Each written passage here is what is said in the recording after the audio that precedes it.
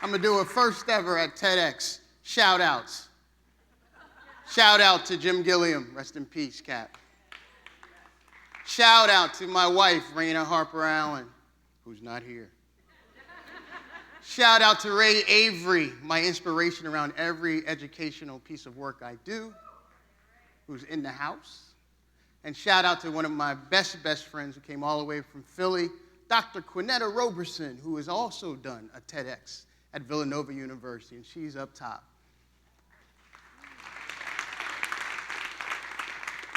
Here we go. Fix poverty, fix education, or fix nothing. I don't know the answer, but in Delaware, I do know the status quo. And after many years of commissions and reports and analysis and statistics and impassioned pleas and weary warriors shouting from the rooftops since Chancellor Seitz and attorney Louis Redding set the precedent for Brown, very little has happened in the way of achievement for any kid in poverty in our central city. Many would say that that was not always the case, but such is the case today. And who cares anyway? A common retort, often in quiet tones among middle-class families and friends of all races and ethnicities, goes something like this. What should you expect the school system to do with a kid whose parents don't care, who has dysfunctional behavior all around him or her every day, and is so far behind academically that catching up in any given year is nearly impossible? Here's what one citizen expects. I expect in a free, democratic society where quite literally our mission is liberty and justice for all, that society should accept that their responsibility is more than hosting a canned food drive or a coat drive during the holiday season. It's more than volunteering as a coach or mentor in the hood just to say you checked off your box on civic duty. It's more than thinking that the plight of those kids has nothing to do with your own kids. I expect that an educational system with 4 traditional school districts, 1 VOTEC district, 13 charter schools, 11,500 City of Wilmington children, and millions of dollars in resources should do better than a 60% high school dropout rate. I expect that the link between academic ineptitude and the prison pipeline is more than interesting dinner conversation. And I expect that the notion that poor parents don't care about their kids is widely dismissed as a pedestrian example from uninformed citizens who use their one experience with one poor family as the rule. In a state with 1 million people, less than 1 million, 100,000 school-age kids, reasonable minds should be able to figure out that after 40 years of busing, 70 years of an antiquated funding system, 100 years of analysis, that we could, in fact, provide quality education to the least advantaged children in our community. And that so doing is not impossible, but rather quite possible if we give a damn in the first place.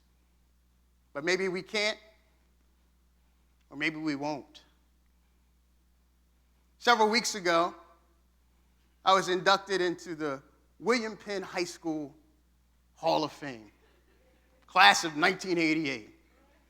I grew up in the Colonial School District, and I'm very proud that when they inducted me, it had nothing to do with sports, because I would not have been inducted. Colonial has only a smattering of city kids, half of whom actually choice out to surrounding districts, many of whom go to charter schools in that community, which leaves them with about 150, 175 kids.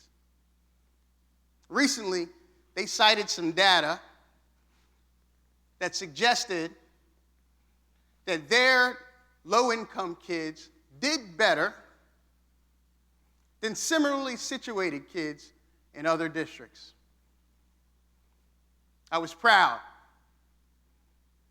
I was proud of my district for that reason. Until I found out that they didn't isolate the city kids. When you isolated the city kids, they were actually the worst performing district among similarly situated districts. Now, I don't know what the thinking was at that moment, but what I can tell you is if we care about city kids and their education, then the folks who run these school systems and teach those kids have to think differently. Otherwise, the answer is, in fact, fix nothing. But here's what I think the beginnings of fixing poverty and education look like. A singular notion that equitable access to opportunity is better for all of us. That equity means that no two people or no two communities are alike. And where there are inequities, there must in fact be remedies. And that not doing so, quite literally, threatens our personal security, our community safety, and our economic fortunes. And in the education arena, the only real investment that pays dividends is the one where we're all better off.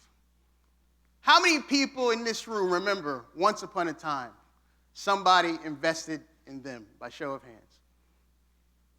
Keep them high. All of you stand up. Stand up. If you were once invested in once upon a time, stand up. All right, get loose. You're going to repeat after me, okay? I like that. Get loose, all right? When I say something, you're going to say what I say, okay? Ready? Now. That's weak. This is TEDxWilmington. Now. More than ever. All of us must come together.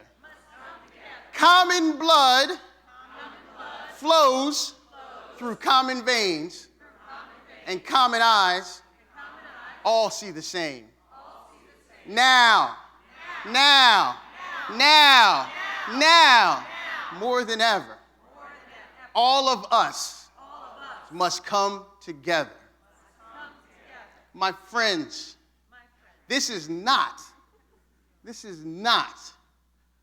about fixing nothing. We have the opportunity at this moment in time, on the heels of Attorney Redding and Chancellor Seitz, to fix it all. God bless you.